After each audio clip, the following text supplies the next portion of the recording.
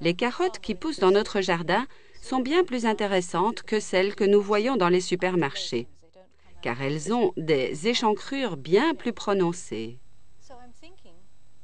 Je fais appel à ma mémoire et je me souviens de celles que j'ai cueillies dans mon jardin et combien leur forme était tortillée. J'essaye de concrétiser cela avec une série de traits qui pourraient tout aussi bien aboutir à une tête de cheval ou des arbres ou engendrer des suggestions qui stimuleraient mon imagination. S'il me semble que ceci pourrait avoir un aspect plus évidé, je crayonne sans hésiter tout autour. Je fais cela avec des mouvements arrondis du bras, car nous n'écrivons pas une lettre, nous gribouillons sous différents angles en suivant notre inspiration. Je continue à concevoir ma carotte en me disant qu'elle s'éloigne de cette façon, avec des échancrures arrondies successives. Donc, si nous dessinons des branchages comme dans l'exercice précédent, et si nous voulons les couvrir avec des feuilles, nous pouvons représenter ces dernières avec des masses tonales différentes, en pressant et en tournant la mine, certaines feuilles avec des surfaces claires, d'autres venant vers nous, d'autres encore groupées en ensembles foncés ou perdues dans les zones ombrées de l'arbre. Mon crayon ne quitte pas la surface du papier et je vous conseille d'en faire autant quand vous travaillez ce genre de sujet.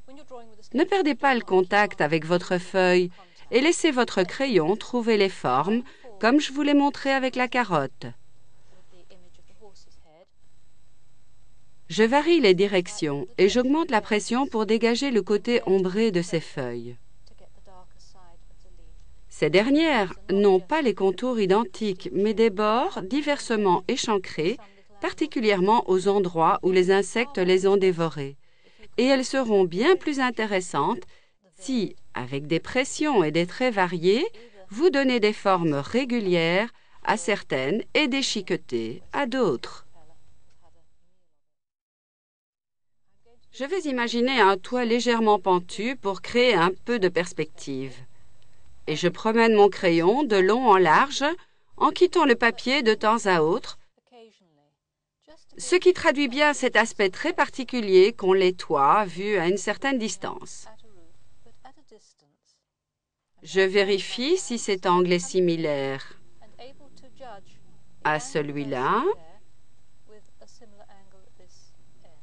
Et après en avoir rectifié l'arête, je développe des formes foncées de ce côté.